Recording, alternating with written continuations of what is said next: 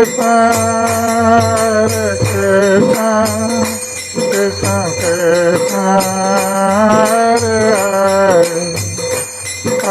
Rama, Rama Rama Rama, Hare Hare.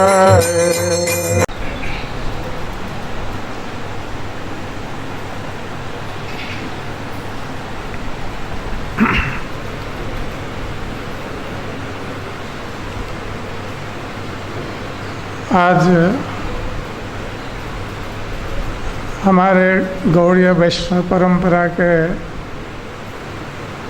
दो महान आचार्यों की तिरोभाव तिथि है,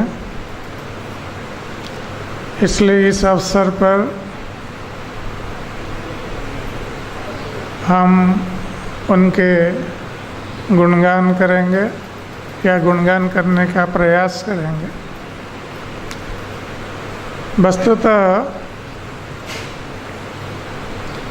भगवान के संबंध में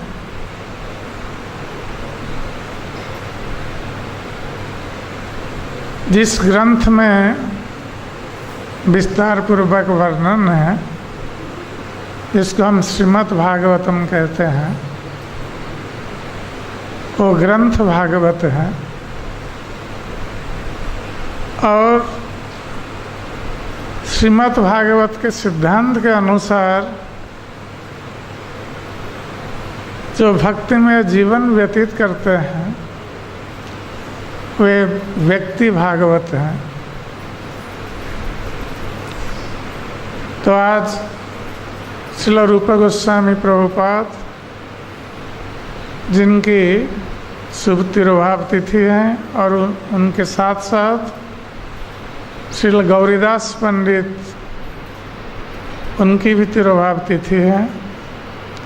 तो सर्वप्रथम हम श्री चैतन्य और नित्यानंद प्रभु के पार्षद श्री गौरीदास पंडित के संबंध में चर्चा करेंगे और उसके पश्चात श्रील रूप गोस्वामी के संबंध में चर्चा करेंगे।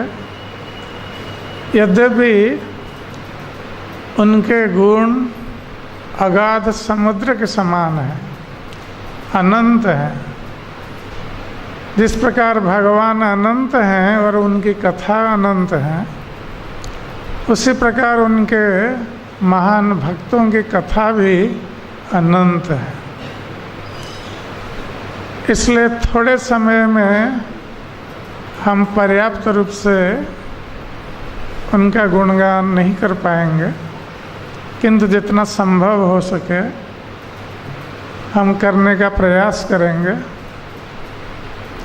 तो इसलिए गौरीदास पंडित ये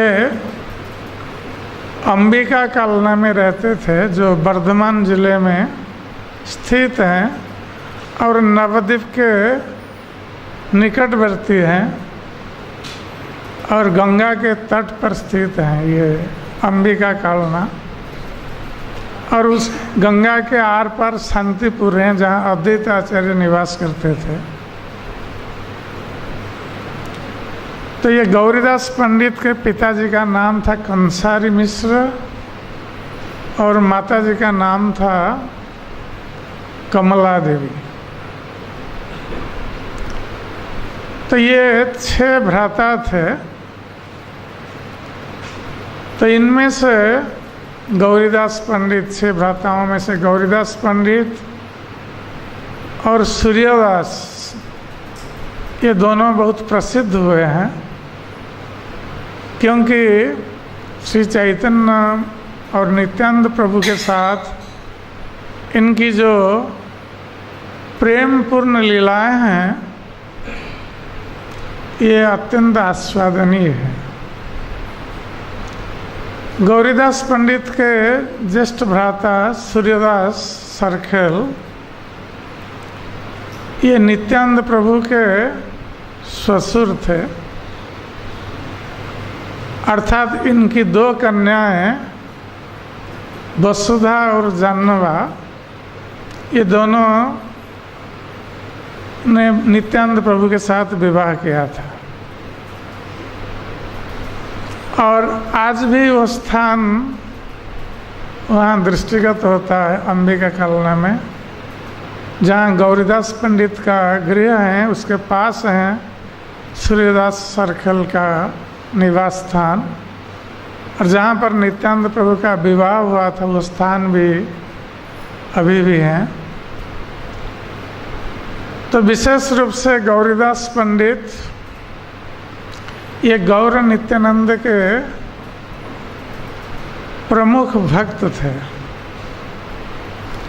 कृष्ण लीला में श्री चैतन्य महाप्रभु और नित्यानंद प्रभु कृष्ण बलराम थे, और ये गौरीदास पंडित कृष्ण लीला में 12 गोपालों में से एक सुबल सखा जो प्रसिद्ध हैं, ये सुबल सखा थे। तो गौरीदास पंडित अंबिका कलना में रहते थे, और आज भी वो स्थान है जहाँ उनका मंदिर है, और उस मंदिर में गौर नित्यानंद का श्री विग्रह है। तो ये गौर नित्यानंद विग्रहों को श्री चैतन्य महाप्रभु ने स्वयं गौरीदास पंडित को प्रदान किया था। तो वहाँ पर गौर नित्यानंद का श्री विग्रह जो साक्षात गौर नित्यानंद हैं वहाँ विराजमान है, और वहाँ पर मंदिर में श्री चैतन्य महाप्रभु के हस्तलिखित भगवत गीता भी है, भगवत गीता की पोथी है। आज कोई भी उस स्थान पर जाएं तो वो देख सकते हैं चैतन्य महाप्रभु के हस्तलिखित भगवत गीता। और जब श्री चैतन्य महाप्रभु एक बार शांतिपुर से गंगा नदी पार करके अंबिका कलना आए थे, तो उस समय नौका में पार करके आए थे, तो नौका को खेने के लिए जो पतवार होता है तो उसी को लाकर उन्होंने दिया था गौरीदास पंडित को। और श्री चैतन्य महाप्रभु ने गौरीदास पंडित से कहा था कि गौरीदास, ये जो पतवार को तुम रखो और इसके माध्यम से जो संसार सागर है, संसार सागर को पार करने के लिए तुम इसके माध्यम से जीवों की सहायता करो, अर्थात जीवों का उद्धार करो। इस संसार सागर से जीवों का पार करो। तो आज वो उस मंदिर में वो नाव खेने वाला पतवार अभी भी है। वहाँ जो लोग वहाँ गए हुए हैं वो देखे होंगे, और जो जाना चाहते हैं अंबिका कलना अवश्य जाना चाहिए, और नवद्वीप के पास है। तो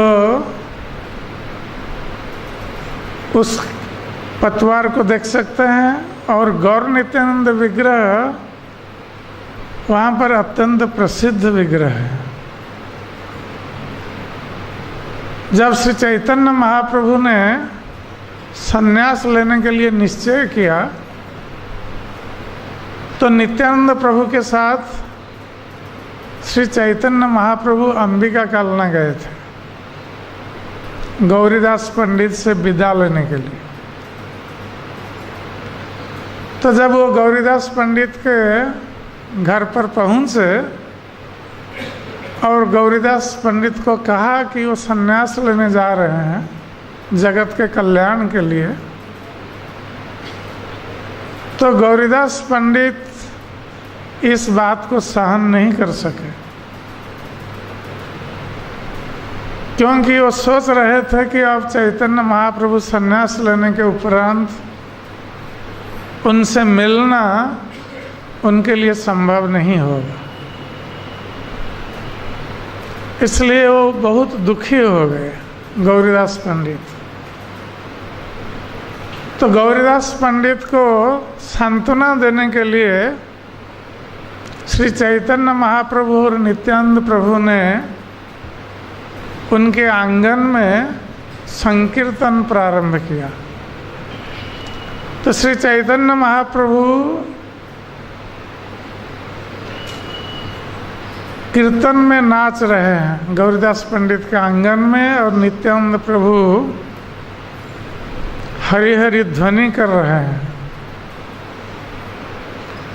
तो इस प्रकार जब गौरीदास पंडित ने देखा चैतन्य महाप्रभु को नृत्य करते हुए, तो वो उनके चरणों में गिर पड़े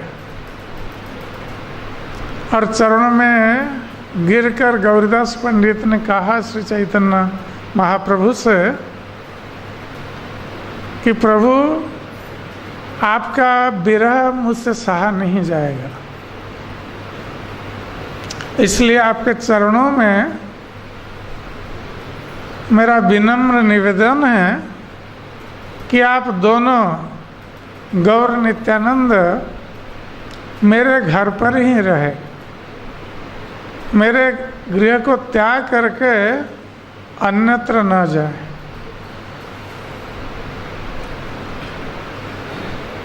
और इस प्रकार कहते हुए गौरीदास पंडित रोने लगे श्री चैतन्य महाप्रभु के चरणों में गिरकर, और पुनः श्री चैतन्य महाप्रभु से कहने लगे कि आप दोनों यदि मेरे घर पर रुकेंगे तब मुझे ये विश्वास हो जाएगा कि आप दोनों पतितपावन हैं। इसका अर्थ है कि आप दोनों मेरे घर पर नहीं रुकेंगे, इसका अर्थ आप पतितपावन नहीं हैं, क्योंकि मैं सबसे अधम पतित जन हूँ। तो मेरे उद्धार के लिए आप दोनों को मेरे घर पर रुकना है। तो इस प्रकार विनय करते हुए जब गौरीदास पंडित रोने लगे, तो उनको सांत्वना देने के लिए श्री चैतन्य महाप्रभु ने कहा कि गौरीदास, हमारे विग्रह की तुम पूजा कर सकते हो, हमारे दोनों के जो विग्रह हैं, मूर्ति हैं, उनको तुम घर पर पूजा कर सकते हो, क्योंकि हमारे विग्रह और हम में कोई अंतर नहीं है। फिर भी गौरीदास पंडित का मन माना नहीं। गौरीदास पंडित इससे आश्वस्त नहीं हुए, क्योंकि वो सोच रहे थे कि स्वयं गौर नित्यानंद का दर्शन करना, उनकी सेवा करना और विग्रह की सेवा करने में अंतर है।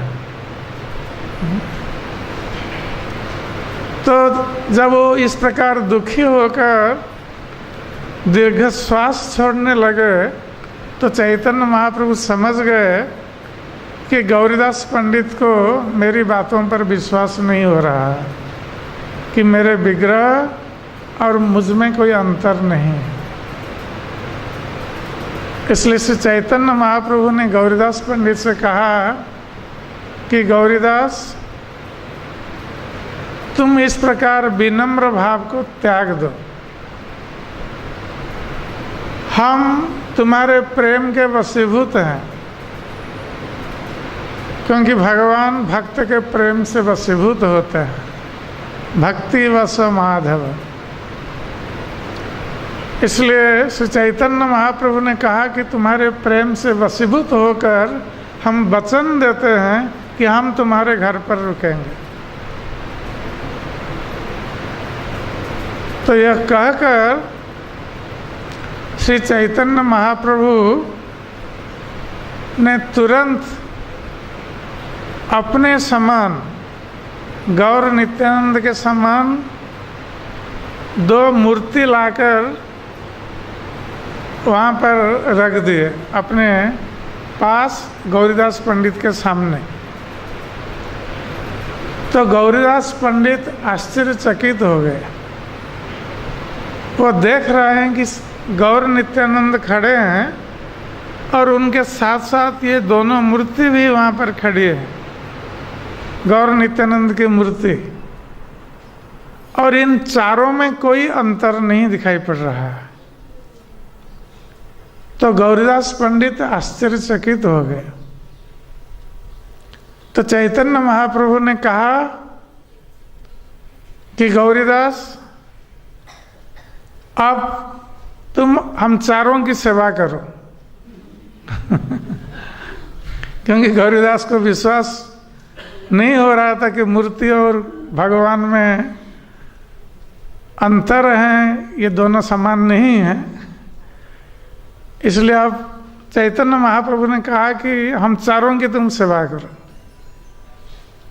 तो गौरीदास पंडित ये चारों की सेवा करने के लिए भोजन बनाने के लिए गए और तरह तरह के व्यंजन प्रस्तुत किए।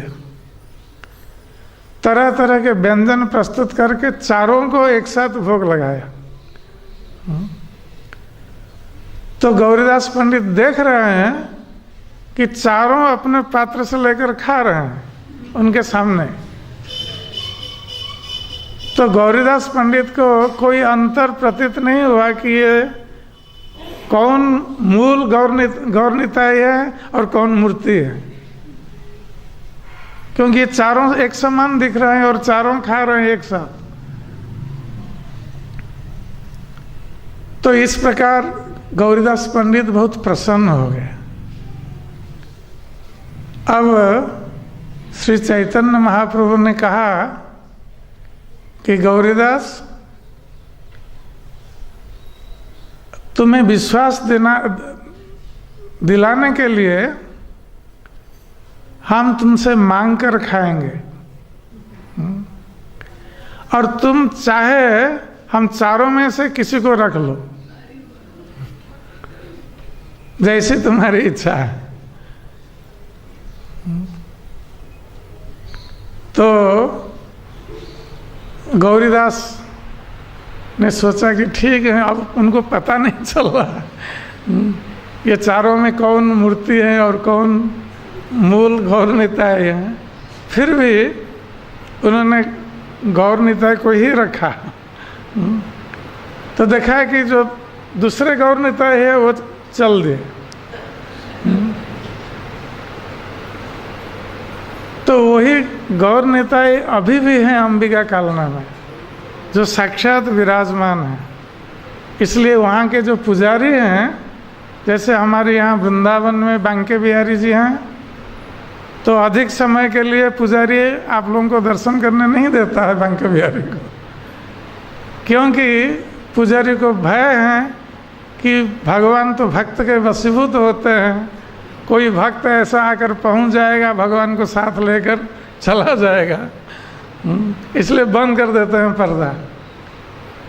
तो उसी प्रकार अंबिका कालना में भी आप जाएंगे दर्शन करने के लिए, तो पुजारी थोड़े समय के लिए दर्शन के लिए देगा, फिर पर्दा बंद कर देता है और अधिक समय दर्शन करने नहीं देता है, क्योंकि भय है कि कहीं गौर निताई भक्त के साथ चले न जाए।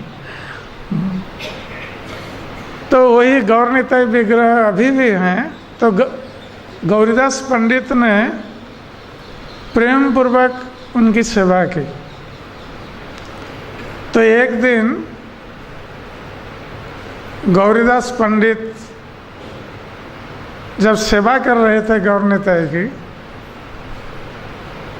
तो गौर निताई दोनों ने कहा गौरीदास पंडित से कि गौरीदास, तुम क्या भूल गए हो कि तुम द्वापर युग में हमारे साथ क्रीड़ा कर रहे थे, तुम हमारे सखा थे और हमारे साथ खेल रहे थे यमुना के किनारे। यह कहकर गौर निताई दोनों कृष्ण बलराम रूप हो गए। तो गौरीदास पंडित आश्चर्यचकित हो गए कि गौर निताई अब कृष्ण बलराम हो गए हैं, और उसी प्रकार कृष्ण का श्याम वर्ण और माथे में वही पगड़ी, मोर पंख, गला में वनमाला। तो दोनों बलराम जी गौरवर्ण धारण किए हुए हैं और नीलांबर पहने हुए हैं, कृष्ण पीतांबर पहने हुए हैं, और उसी प्रकार दोनों वनमाला धारण कर किए हुए हैं और गोप वेश में हैं और बांसुरी धारण किए हुए हैं। तो यह देखकर गौरीदास पंडित आश्चर्यचकित हो गए। तो कृष्ण बलराम ने कहा कि गौरीदास तुम सुबल सखा हो, और तुम्हें याद नहीं है कि हम कितनी बार यमुना के किनारे एक साथ खेल रहे थे। कितनी बार हम लोगों ने यमुना के किनारे वन्य भोजन किया है।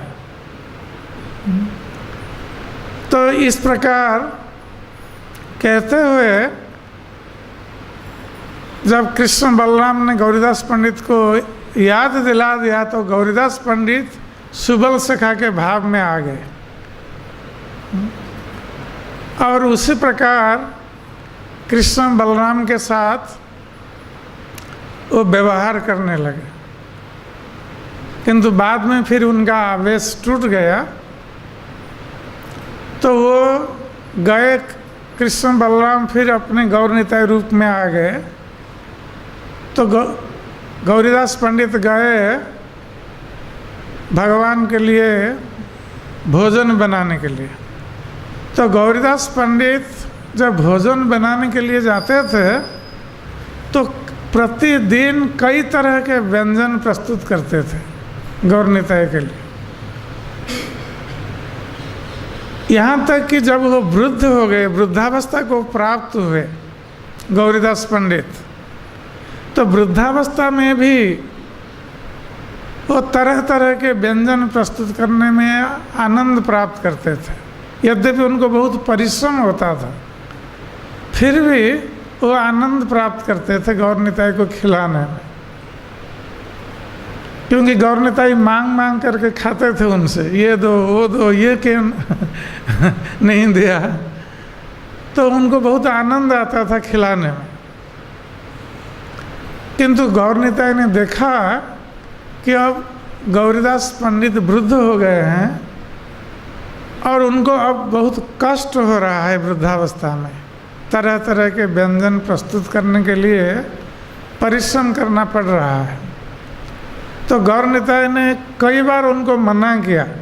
वो बात करते थे गौरीदास पंडित से, तो गौर निताई ने मना किया उनको कि तुम इतना व्यंजन प्रस्तुत मत करो, अब तुम्हें बहुत कष्ट हो रहा है और तुम्हारा कष्ट हमसे सहा नहीं जाता है।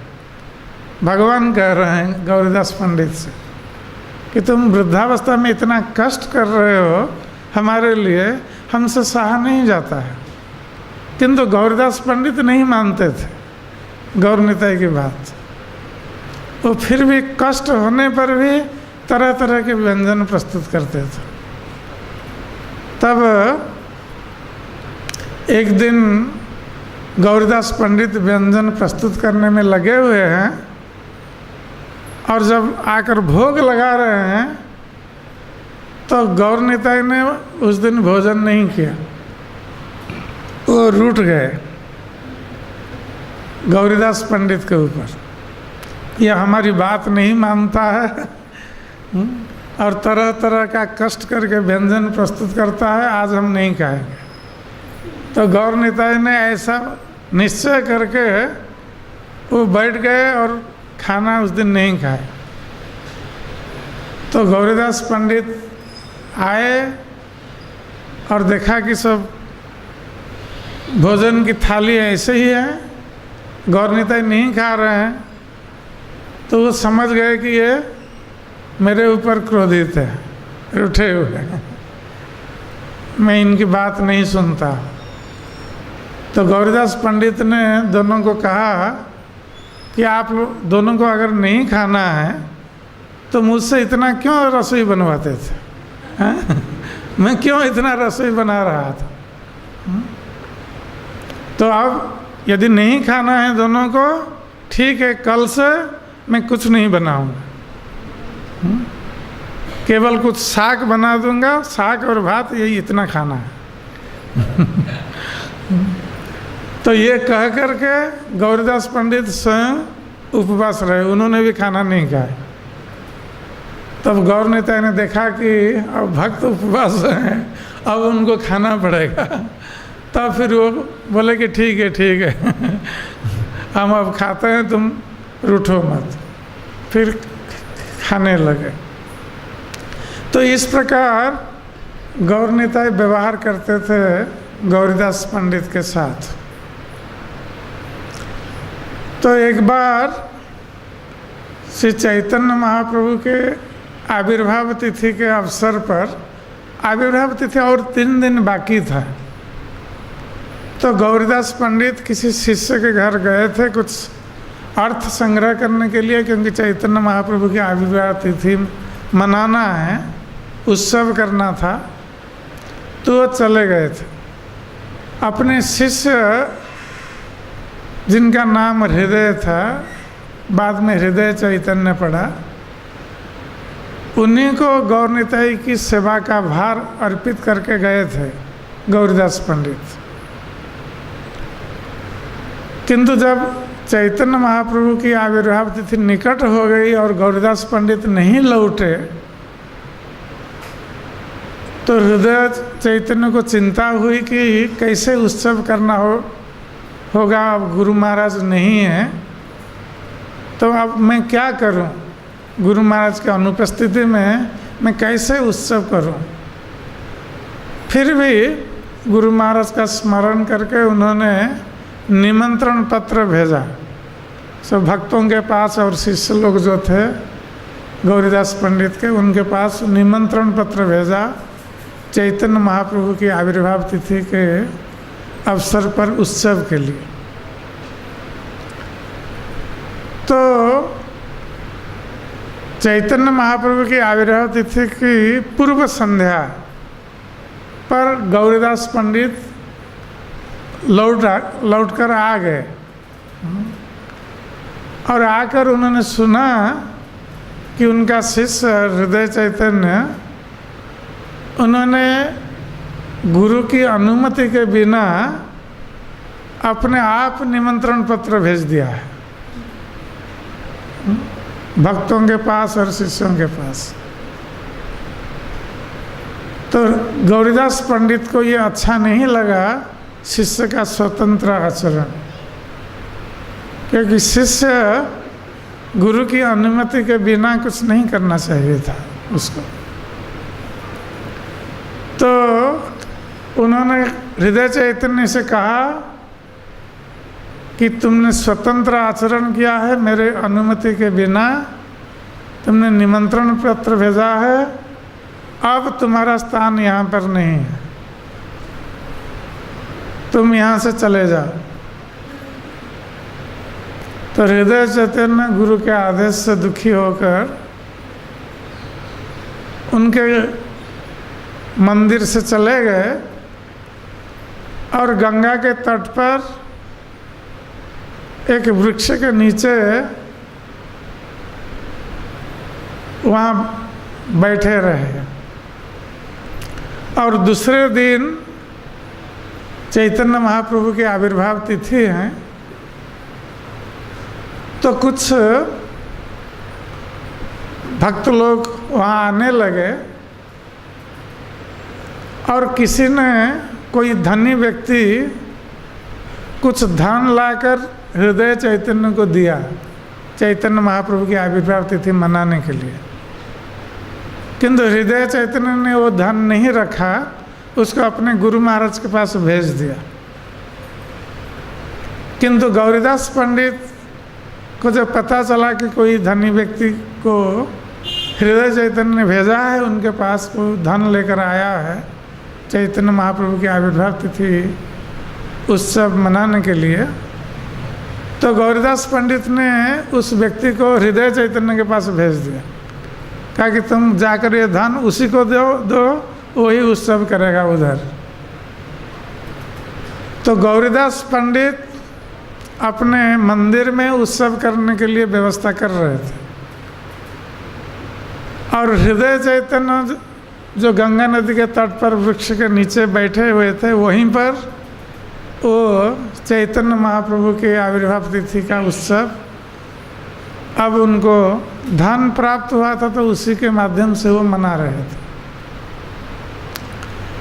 तो जब हृदय चैतन्य महाप्रभु की आविर्भाव तिथि के अवसर पर उत्सव करने लगे और संकीर्तन प्रारंभ करने लगे, तो गौर निताई जो थे गौरीदास पंडित के मंदिर में, वो चले गए उधर और वहाँ हृदय चैतन्य के उत्सव में वहाँ नृत्य करने लगे।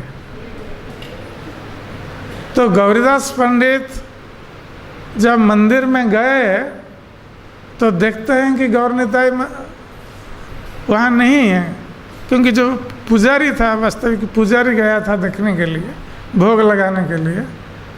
तो पुजारी ने देखा कि गौर निताई नहीं है, तो उन्होंने आकर गौरीदास पंडित से कहा कि गौर निताई तो नहीं है मंदिर में।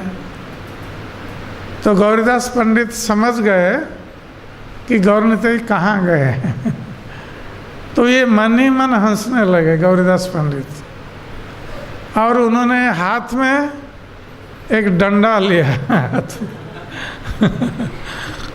और डंडा लेकर हाथ में वो गए वहाँ हृदय चैतन्य के वहाँ जहाँ उत्सव हो रहा था, क्योंकि गौरीदास पंडित जानते थे कि गौर निताई और कहाँ जाएंगे, वही गए होंगे।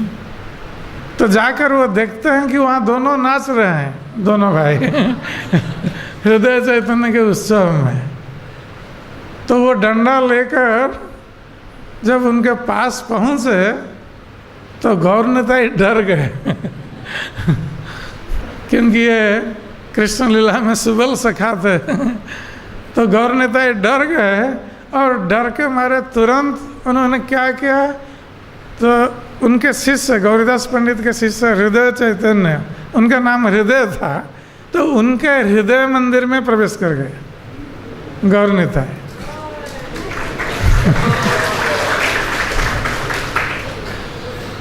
तो गौरीदास पंडित ने जब देखा कि गौर निताई उनके देखते देखते उनके शिष्य के हृदय में प्रवेश कर गए हैं, वो बहुत आश्चर्यचकित हो गए। तो उन्होंने सोचा कि उनका शिष्य हृदय कितना भाग्यशाली है जो भगवान गौर नित्यानंद को अपने हृदय में धारण कर रहा है। तो गौरीदास पंडित ने तुरंत वो डंडा फेंक दिया वहीं पर उन्होंने, और तुरंत जाकर अपने शिष्य हृदय को अपने गले लगा लिया, और उन्होंने कहा कि तुम बहुत भाग्यशाली हो, और तुम्हारे जैसे शिष्य प्राप्त होकर मैं भी धन्य हो गया। आज से तुम्हारा नाम हृदय चैतन्य होगा, क्योंकि तुम हृदय में चैतन्य महाप्रभु को धारण कर रहे हो। तो इस प्रकार श्री चैतन्य महाप्रभु और नित्यानंद प्रभु गौरीदास पंडित के साथ लीला कर रहे थे, और उनके शिष्य हृदय चैतन्य के साथ भी लीला कर रहे थे। और वही हृदय चैतन्य के शिष्य थे श्यामानंद प्रभु, जिनको राधा रानी का नूपुर मिला था निधिवन में। तो आज इस अवसर पर हम श्री गौर नित्यानंद के महान भक्त श्री गौरीदास पंडित के चरणों में, और उनके शिष्य श्री हृदय चैतन्य के चरणों में, और उनके शिष्य श्यामानंद प्रभु के चरणों में अपनी विनम्र प्रणति निवेदन करते हुए उनकी कृपा की भिक्षा करते हैं कि उनके हृदय में गौर नित्यानंद के प्रभु प्रति जिस प्रकार प्रेम भाव था, वे कृपा करके हमें भी गौर नित्यानंद के चरणों में ऐसा प्रेम भाव प्रदान करें। जय श्री गौरीदास पंडित की जय। जय श्री हृदय चैतन्य की जय। जय श्री श्यामानंद प्रभु की जय। जय श्री गौर नित्यानंद की जय। तो अब वही गौर नित्यानंद विग्रह अंबिका कलना में है, और आप लोगों को यदि कभी अवसर मिले तो आप अवश्य जाइएगा उनका दर्शन करने के लिए। और वहाँ गौर नित्यानंद का प्रसाद भी प्राप्त होता है, यदि आप पहले से व्यवस्था कर सकें तो प्रसाद भी प्राप्त हो सकते हैं। अब हमारे पास बहुत कम समय रह गया है। श्री रूप गोस्वामी प्रभुपाद की तिरुभाव तिथि और श्री रूप गोस्वामी के संबंध में हम थोड़ा बहुत चर्चा करेंगे। हम लोग जानते हैं कि श्री रूप गोस्वामी और सनातन गोस्वामी हमारे गौड़ीय वैष्णव संप्रदाय में जितने भी आचार्य हुए हैं उनके सेनापति स्वरूप हैं। वृंदावन में जो 6 गोस्वामी थे उनमें प्रमुख हैं श्री रूप और सनातन गोस्वामी। तो श्री रूप गोस्वामी श्री सनातन गोस्वामी के कनिष्ठ भ्राता थे, और ये उनके पिताजी के अनेक पुत्र हुए थे कुमारदेव के, किंतु इनमें 3 पुत्र बहुत प्रसिद्ध थे, श्री रूप, सनातन और अनुपम या श्री वल्लभ। ये तीनों भाई थे और तीनों ही श्री चैतन्य महाप्रभु के आदेश से वृंदावन आए थे। तो हम लोग जानते हैं कि किस प्रकार रूप और सनातन ये बहुत बड़े विद्वान थे,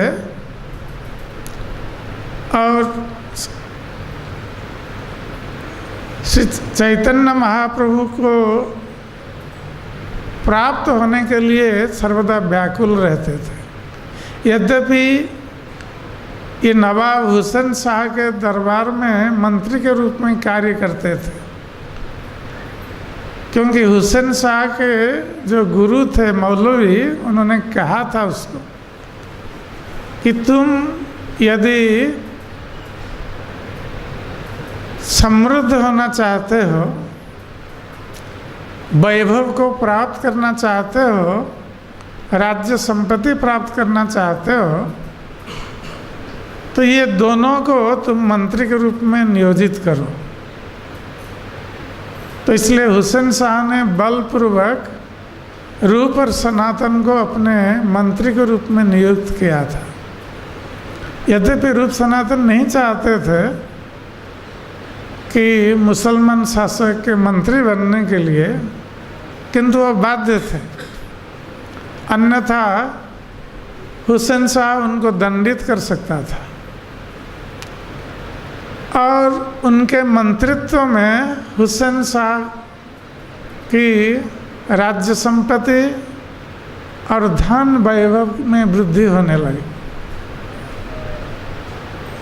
और इस प्रकार हुसैन शाह ने इन दोनों का नाम भी परिवर्तित कर दिया था। रूप गोस्वामी का नाम दबीर खास और सनातन गोस्वामी का नाम साकर मल्लिक उन्होंने रखा था। तो श्री चैतन्य महाप्रभु जब नवद्वीप में लीला कर रहे थे, तो ये रूप सनातन ये दोनों हुसैन शाह के मंत्री थे और रामकेली में निवास करते थे।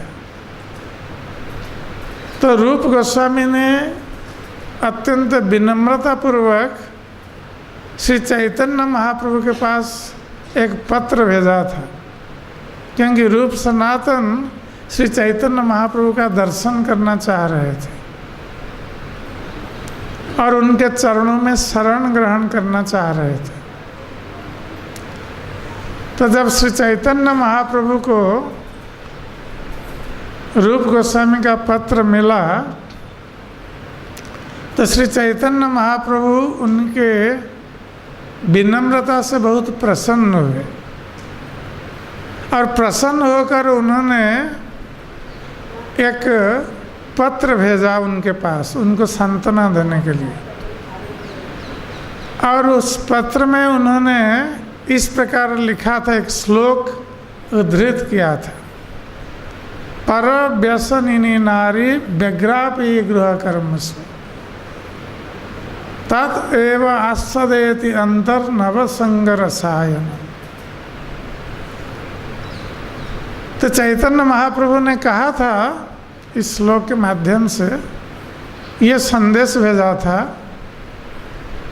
कि जिस प्रकार पर व्यसनिनी नारी अर्थात जो स्त्री अपने स्वामी के अतिरिक्त पर पुरुषों में आसक्त है, वो जिस प्रकार हर समय पर पुरुष के साथ मिलने के लिए और उस मिलन के आनंद के संबंध में चिंता करती रहती है और इस बात को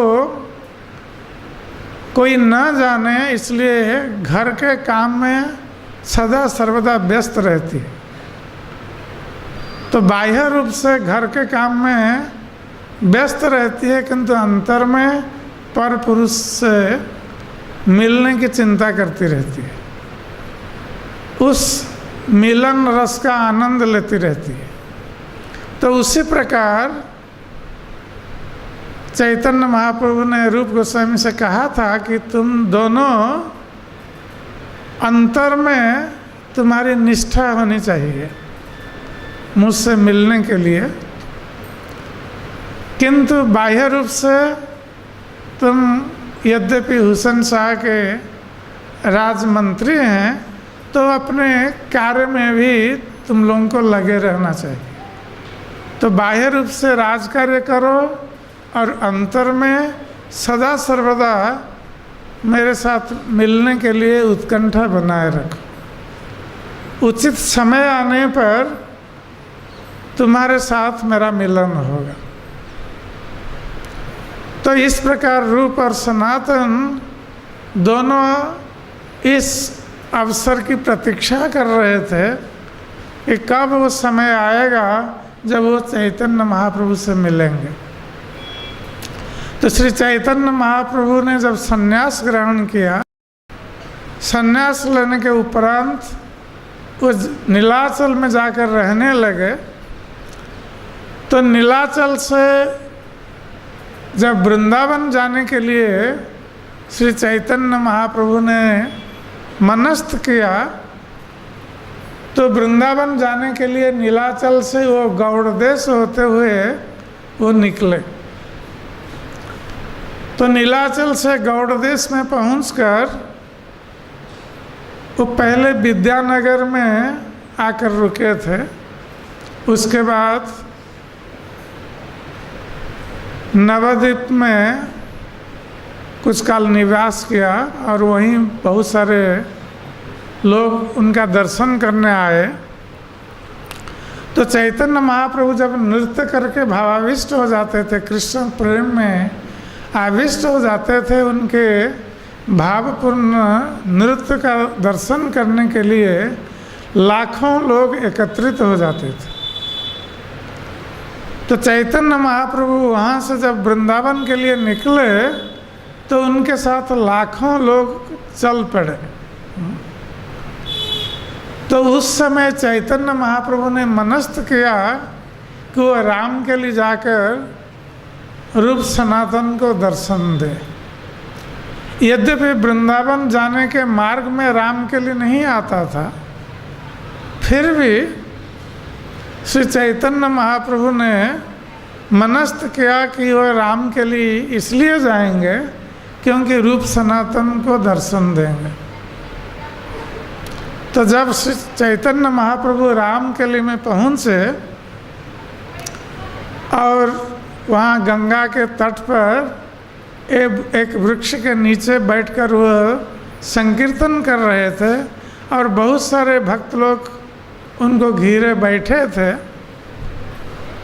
तो रात्रि में छद्म वेश में ये रूप और सनातन उनके पास आए, क्योंकि वो राजमंत्री थे इसलिए उनको कोई भी पहचान सकता था।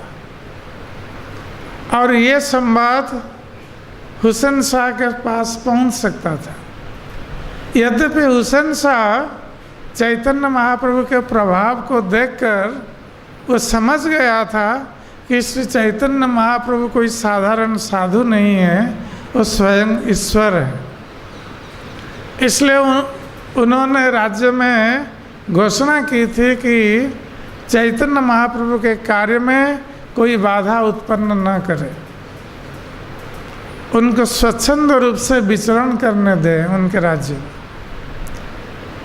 तो रूप सनातन फिर भी अपने को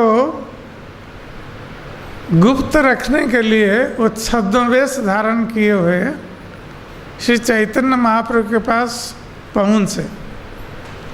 और जब रूप सनातन पहुँचे वो दांत में तिनके दबाए हुए थे, क्योंकि व्यक्ति उसी समय दांत में तिनका दबाता है जब वो अपने को अत्यंत दीनहीन मानता है। ये विनम्रता का प्रतीक है। वही व्यक्ति दांत में तिनका दबा सकता है जो अपने को अत्यंत दीनहीन, पापी, पतित समझता है। तो रूप सनातन यद्यपि महान पंडित थे, विद्वान थे, राजमंत्री थे, उनकी सामाजिक स्थिति अत्यंत उच्च पद पर थी, वो धनशाली थे, वित्तशाली थे, फिर भी वो अपने को अत्यंत दीनहीन, पतित, अधम मानते थे। क्योंकि वो सोच रहे थे कि ब्राह्मण कुल में हमारा जन्म हुआ है, किंतु हमारा दुर्भाग्य एक मुसलमान शासक का हम सेवक बने हुए हैं। और हमारा नाम भी उन्होंने बदल दिया है, दबीर खास और साकर मलिक मुसलमान नाम दिया है। तो इसलिए अपने को बहुत पतित मानते थे और चाहते थे कि इस प्रकार से चैतन्य महाप्रभु के चरणों में वो शरण ग्रहण करे। इसलिए दांत में तिनके दबाए जब चैतन्य महाप्रभु के पास पहुँचे और चैतन्य महाप्रभु को प्रणाम किया, तो नित्यानंद प्रभु ने पहले नित्यानंद प्रभु को प्रणाम किया और नित्यानंद प्रभु ने परिचय कराया रूप सनातन का चैतन्य महाप्रभु के साथ। तो श्री चैतन्य महाप्रभु तुरंत उठ करके रूप सनातन को अपने गले में लगा लिया, उनका आलिंगन किया और उनसे कहा कि तुम लोग इतनी विनम्रता प्रकट मत करो। तुम लोग बहुत भाग्यशाली हैं कि भगवान कृष्ण के प्रति तुम्हारे हृदय में प्रेम भाव है। क्योंकि रूप सनातन यद्यपि राज कार्य देखते थे, किंतु राम के लिए में अपने निवास स्थान पर बहुत सारे ब्राह्मण पंडितों को बुलाकर वो भागवत की चर्चा करते थे और उनके निवास स्थान से अल्प दूरी पर उनका बहुत बड़ा उद्यान था, जहाँ पर जिस उद्यान को देखने से वृंदावन का भ्रम होता था। और उस उद्यान में राधा कुंड, श्याम कुंड उन्होंने बना रखा था। तो इस प्रकार ये रूप सनातन वस्तुतः बाह्य रूप से यद्यपि हुसैन शाह की सेवा कर रहे थे, किंतु अंतर में उनकी कृष्ण निष्ठा थी, भगवान कृष्ण के प्रति प्रेम भाव था। इसलिए सदा सर्वदा वो राधा कृष्ण की पूजा करते थे और राधा कृष्ण का चिंतन करते थे, और चैतन्य महाप्रभु इस बात को जानते थे। तो इसलिए चैतन्य महाप्रभु ने उनको आशीर्वाद किया कि अतिशीघ्र भगवान श्री कृष्ण उनको इस भवबंधन से मुक्त कर देंगे।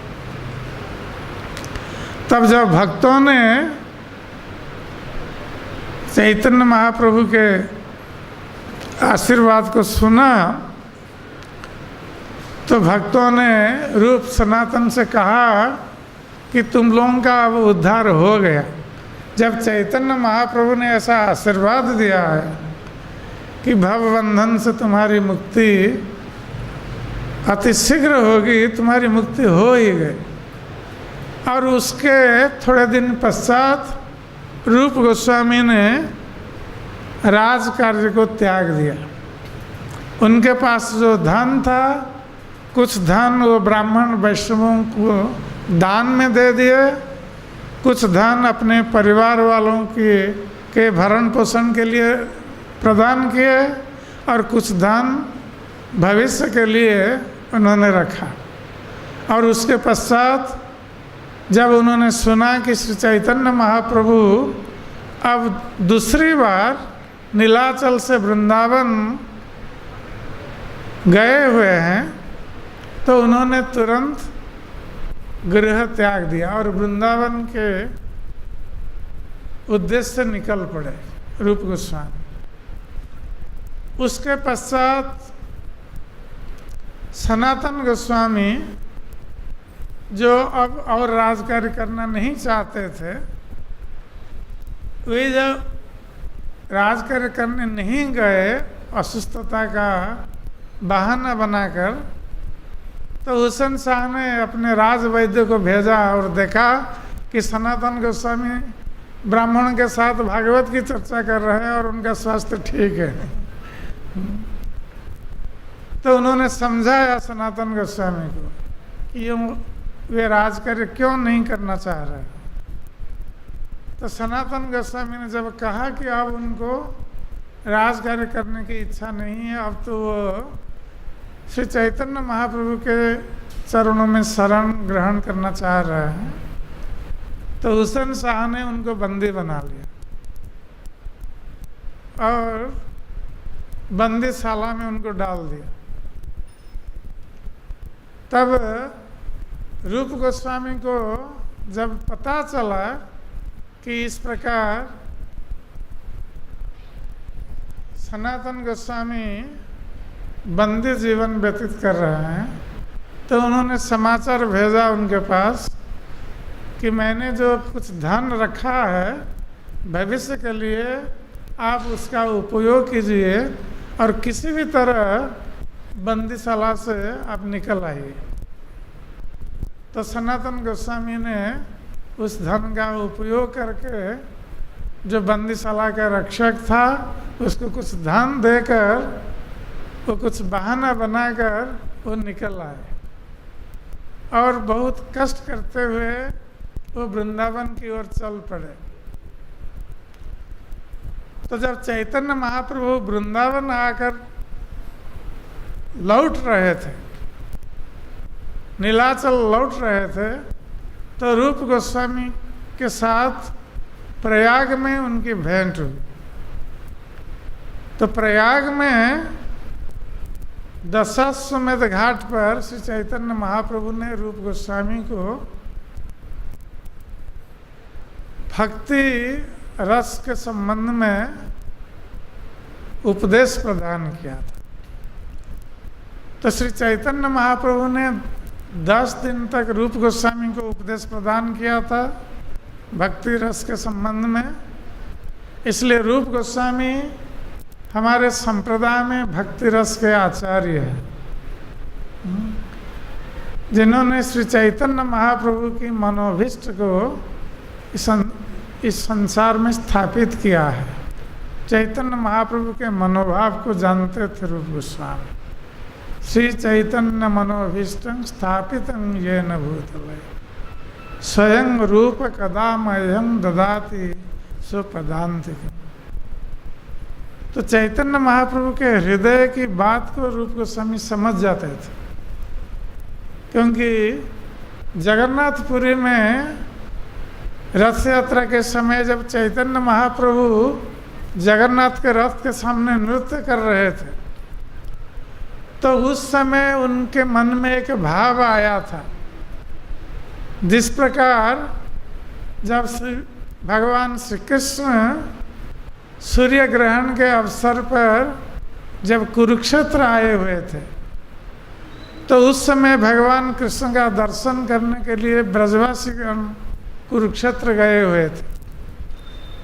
तो भगवान श्री कृष्ण का दर्शन करके और वहाँ पर भगवान कृष्ण के ऐश्वर्य का दर्शन करके राधा रानी के मन में जो भाव आया था, तो उसी भाव को लेकर श्री चैतन्य महाप्रभु ने, राधा रानी ने जो श्लोक गाया था, उसी श्लोक को श्री चैतन्य महाप्रभु ने गाया था।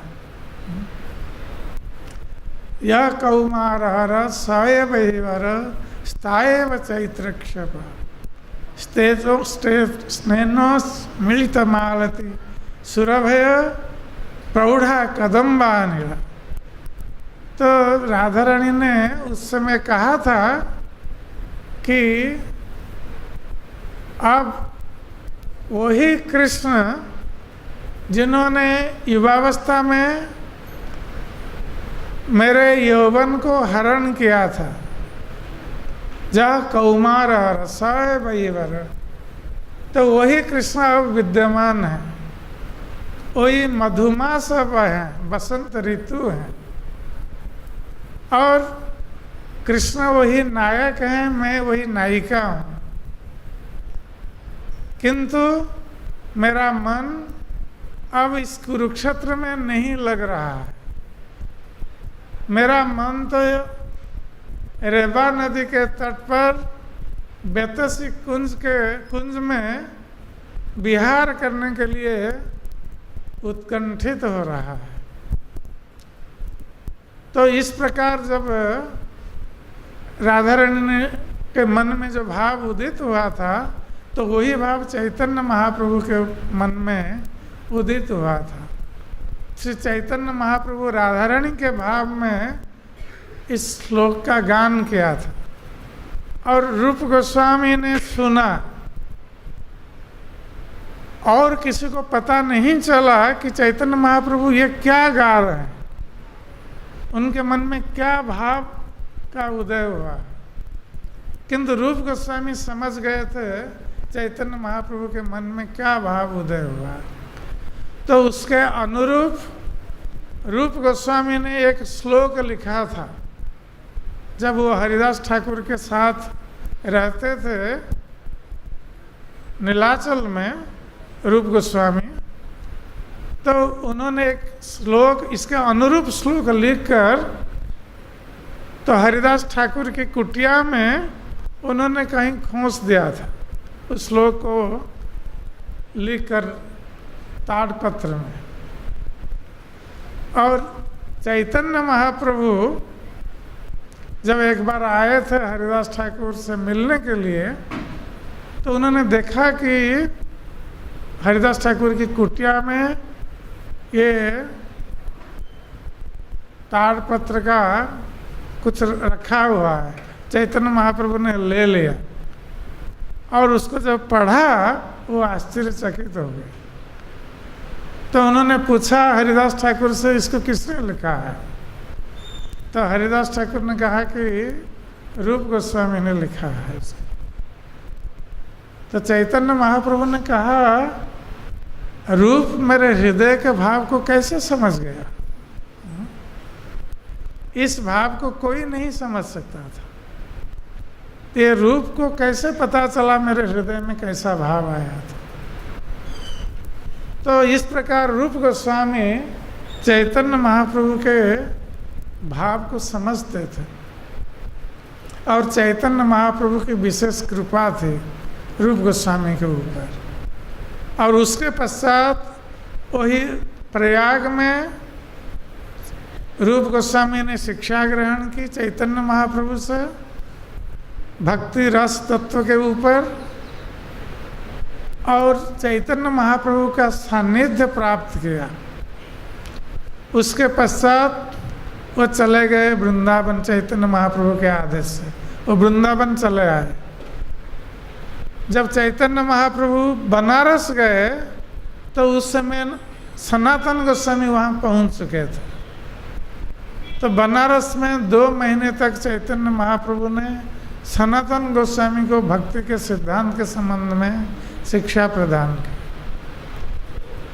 और जब रूप गोस्वामी वृंदावन आए, उसके पश्चात सनातन गोस्वामी 2 महीने के बाद वृंदावन आ रहे थे, तो रूप गोस्वामी चैतन्य महाप्रभु से मिलने के लिए फिर इधर से निकल गए वृंदावन से।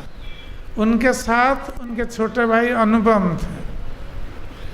तो जब वो निकल गए, किंतु सनातन गोस्वामी वृंदावन आ रहे हैं और रूप गोस्वामी और अनुपम वृंदावन से जगन्नाथपुरी जा रहे हैं। तो रास्ते में ये अलग अलग रास्ते में आ जा रहे थे। सनातन गोस्वामी राजपथ पर आ रहे थे और रूप गोस्वामी गंगा के तट पर होकर जा रहे थे, इसलिए उन दोनों की भेंट नहीं हुई। तो बाद में जब गंगा के तट पर पहुँचे गौड़ देश में, अनुपम का देहांत हो गया। तो रूप गोस्वामी वहाँ से पुनः नीलाचल में गए और वहाँ कुछ दिन रुककर चैतन्य महाप्रभु का सानिध्य और उनकी शिक्षा उन्होंने प्राप्त की। उसके पश्चात वो पुनः वृंदावन आए। और जब वो वृंदावन आए, सनातन गोस्वामी नीलाचल के लिए निकल चुके थे, इसलिए उनकी भेंट नहीं हुई। और सनातन गोस्वामी भी कुछ दिन तक नीलाचल में रुके। तो चैतन्य महाप्रभु ने आदेश दिया था गोस्वामियों को कि वृंदावन में रुककर वो भक्ति शास्त्र का प्रणयन करें, लुप्त तीर्थों का उद्धार करें और भगवान के विग्रहों को प्रकट करें। क्योंकि वृंदावन में भगवान कृष्ण के पोते द्वारा स्थापित, वज्रनाभ के द्वारा स्थापित कई श्री विग्रह लुप्त हो चुके थे। इसलिए चैतन्य महाप्रभु का आदेश था विशेष रूप से रूप सनातन को विग्रहों को उद्धार करने के लिए। तो रूप गोस्वामी जब वृंदावन में रह रहे थे, तो उस समय वो बहुत चिंतित रहते थे, क्योंकि चैतन्य महाप्रभु का एक आदेश वो पूर्ण नहीं कर सके थे। तो रूप गोस्वामी और सनातन गोस्वामी अलग अलग स्थानों पर रहते थे और अपना भजन करते थे। तो एक दिन रूप गोस्वामी केसी घाट के पास एक वृक्ष के नीचे बैठे हुए हैं और बहुत दुखी होकर बैठे हुए हैं। तो उस समय देखते हैं कि गोप कुमार, गोप बालक उनके पास आकर पहुंचा। तो गोप बालक आकर कहता है कि बाबा तुम क्यों दुखी हो, इधर क्यों बैठे हो दुखी होकर। तो रूप गोस्वामी ने कहा कि चैतन्य महाप्रभु का आदेश था कि भगवान के लुप्त विग्रहों का उद्धार करने के लिए, और अभी तक हम उस कार्य को करने में समर्थ नहीं हुए, इसलिए हम दुख का अनुभव कर रहे हैं कि चैतन्य महाप्रभु का आदेश हमने अभी तक पालन नहीं किया। तो गोप कुमार ने कहा, गोप बालक ने, कि ठीक है तुम मेरे साथ आओ। तो रूप गोस्वामी ने पूछा कि तुम्हारे साथ जाकर हम क्या करेंगे।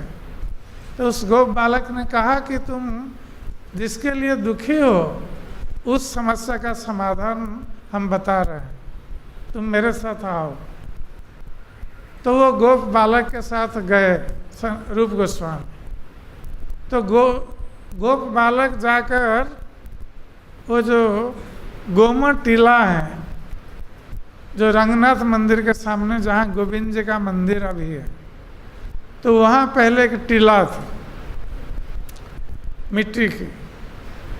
तो इस गोप बालक ने दिखा दिया उस टीला को, कहा कि देखो ये जो टीला देख रहे हो, इस टीला में प्रतिदिन एक गाय आती है और इस टीला में आकर ये गाय दूध देती है और दूध देकर फिर वो गाय चली जाती है।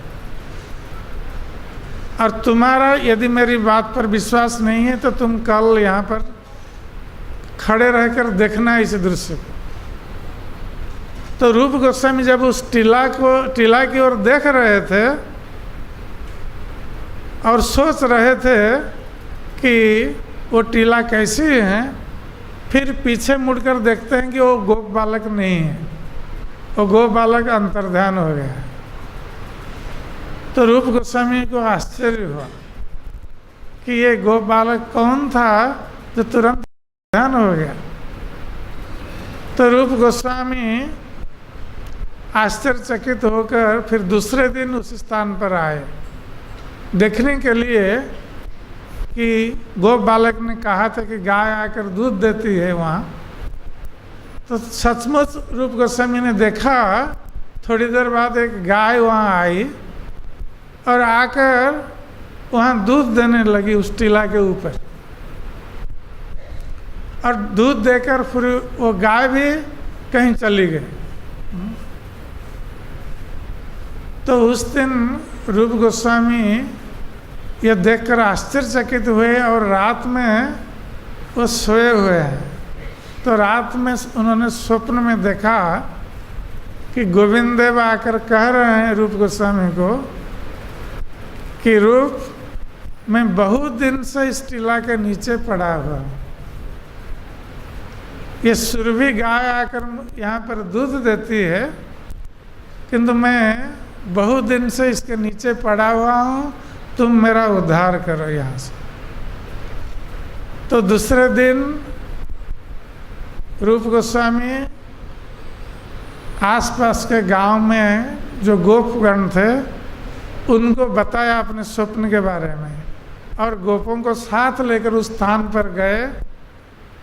और जब उस स्थान को उन्होंने उसकी खुदाई की, थोड़ी खुदाई करने के बाद बहुत सुंदर दिव्य गोविंद देव की मूर्ति प्रकट हो गई। जय श्री गोविंद देव भगवान की।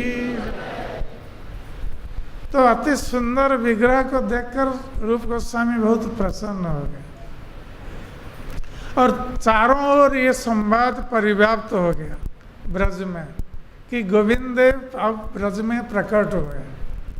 तो सभी लोग देखने आए गोविंद देव के विग्रह। और जब चैतन्य महाप्रभु को समाचार जगन्नाथपुरी में मिला तो चैतन्य महाप्रभु ने काशीश्वर पंडित को यहाँ भेज दिया गोविंद जी की सेवा के लिए। तो इस प्रकार रूप गोस्वामी ने गोविंद जी का विग्रह प्रकट किया था, सनातन गोस्वामी ने मदन गोपाल विग्रह, मदन मोहन विग्रह को प्रकट किया था, गोपाल भट्ट गोस्वामी ने राधा रमन विग्रह को प्रकट किया था, मधु पंडित ने गोपीनाथ विग्रह को प्रकट किया था। तो इस प्रकार कई गोस्वामियों ने कई विग्रहों को प्रकट किया था यहाँ ब्रज में। तो वही रूप गोस्वामी बहुत सारे भक्ति रस के शास्त्रों की उन्होंने रचना की। तो जब रूप गोस्वामी जा रहे थे वृंदावन से नीलाचल, उस समय उन्होंने एक नाटक की रचना की थी।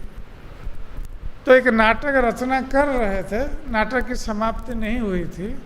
वो कृष्ण लीला का नाटक था, भगवान कृष्ण की ब्रज लीला और द्वारका लीला का वो नाटक था। तो रूप गोस्वामी भगवान कृष्ण की ब्रज लीला और द्वारका लीला को मिला करके वो नाटक लिख रहे थे, विदग्ध माधव नाटक के रूप में। तो जब वो उड़ीसा पहुँचे रूप गोस्वामी, वो भुवनेश्वर के पास एक गांव है जिसको सत्यभामापुर कहते हैं। वो गांव अभी भी है जहाँ पर सत्यभामा की मूर्ति है, अकेली सत्यभामा की मूर्ति है। वहाँ एक छोटा सा मंदिर है और अकेली सत्यभामा की मूर्ति है। तो रूप गोस्वामी उस गांव में रुके हुए थे रात में। तो रात में उन्होंने स्वप्न देखा, सत्यभामा देवी आकर कह रही है रूप गोस्वामी से कि तुम जो नाटक की रचना कर रहे हो तो उसमें तुम ब्रजलीला और द्वारका लीला को एक साथ मिलाकर नाटक रचना करने की सोच रहे हो, किंतु मेरी लीला को तुम अलग से लिखो। तो इस प्रकार सत्यभामा का जब आदेश हुआ तो रूप गोस्वामी ने सोचा कि अब नाटक को 2 भागों में विभाजित करना है। और जब वो पुरी गए तो पुरी में चैतन्य महाप्रभु ने सुना रूप गोस्वामी ये नाटक लिख रहे हैं। उन्होंने भी रूप गोस्वामी से कहा कि इस नाटक को अलग अलग करना, ब्रज लीला और द्वारका लीला को। तो इस प्रकार रूप गोस्वामी ने विदग्ध माधव नाटक की रचना उन्होंने की, जिस नाटक में भगवान कृष्ण की ब्रज लीला का वर्णन है। और ललित माधव नाटक में भगवान कृष्ण की द्वारका लीला का वर्णन है। तो इस प्रकार रूप गोस्वामी ने और कई शास्त्रों की रचना की है, जिसमें भक्ति रसामृत सिंधु बहुत प्रसिद्ध हैं। उसके साथ साथ उज्जल नीलमणि, ये भी बहुत प्रसिद्ध ग्रंथ हैं। और रूप गोस्वामी ने और भी लघु भागवतामृत और भी कई शास्त्रों की रचना की है, लघु भागवतामृत। इस प्रकार कई शास्त्रों की रचना रूप गोस्वामी ने की है। और इस प्रकार ये रूप गोस्वामी ब्रज लीला में रूप मंजरी थे, जो भगवान की लीलाओं को देखते थे और ये अपने शास्त्रों में उसको लिपिबद्ध करते थे। और हम लोग जानते हैं और एक लीला जहाँ रूप गोस्वामी चाहते थे सनातन गोस्वामी को खीर खिलाने के लिए, और स्वयं राधा रानी एक गोप बालिका के रूप में आकर दूध, चावल, चीनी, घी ये सब लाकर उन्होंने दिया था। और स्वयं राधा रानी ने वो खीर भी बनाया था। तो जब सनातन गोस्वामी को रूप गोस्वामी ने दिया था तो वो खीर अमृत के समान उसका स्वाद था। तो सनातन गोस्वामी ने पूछा रूप गोस्वामी को कि ये खीर कहाँ से लाए रूप? तो रूप गोस्वामी ने कहा कि एक ब्रज की बालिका ये सब लेकर आई थी और उसने स्वयं अपने हाथ से भी बनाया इसको। तो सनातन गोस्वामी समझ गए कि ये कोई ब्रज बालिका दूसरी कोई नहीं है, स्वयं राधा रानी है। तो सनातन गोस्वामी ने कहा था रूप गोस्वामी से कि हम लोग राधा कृष्ण की सेवा करने के लिए ब्रज में आए हुए हैं, न कि राधा कृष्ण से सेवा लेने के लिए। इसलिए तुम्हारे मन में जो संकल्प, जो इच्छा उत्पन्न हुई मुझे खीर खिलाने के लिए, इस प्रकार की इच्छा नहीं करना है, क्योंकि तुम्हारी इच्छा को पूर्ण करने के लिए स्वयं राधा रानी को कष्ट उठाना पड़ रहा है। तो इस प्रकार रूप गोस्वामी ब्रज में निवास करते थे और राधा कृष्ण की लीलाओं का दर्शन करते थे, राधा कृष्ण का दर्शन करते थे और ग्रंथ में लिपिबद्ध करते जाते थे। इसलिए गोस्वामी ग्रंथ जो है ये कोई साधारण ग्रंथ नहीं है। ये सब राधा कृष्ण के पार्षद थे और राधा कृष्ण की लीला को अच्छी तरह जानते थे और हम लोगों के कल्याण के लिए, जगत के कल्याण के लिए इसको लिपिबद्ध करते थे। इसलिए हम लोग इन गोस्वामियों के चरणों में हम चिर ऋणी रहेंगे। इन्होंने जो पवित्र दिव्य ग्रंथ प्रदान किए हैं वो नित्य शाश्वत ग्रंथ हैं। इसलिए आज के दिन श्री रूप गोस्वामी के चरणों में और षड गोस्वामियों के चरणों में अपनी विनम्र प्रणति निवेदन करते हुए हम यही आशीर्वाद की भिक्षा करते हैं कि श्री रूप गोस्वामी प्रभुपाद हमें कब वो आशीर्वाद प्रदान करेंगे जिससे कि राधा कृष्ण के चरणों में हमारा नित्य प्रेम उत्पन्न हो और राधा कृष्ण की सेवा में हम नित्य संलग्न रहें। जय श्री रूप गोस्वामी प्रभुपाद की, जय श्री श्री गौरनिताय की, जय श्री श्री कृष्ण बलराम की, जय श्री श्री राधा श्याम सुंदर ललिता विशाखा देवी की, जय श्री प्रभुपाद जी महाराज की, जय गौर भक्त वृंद की।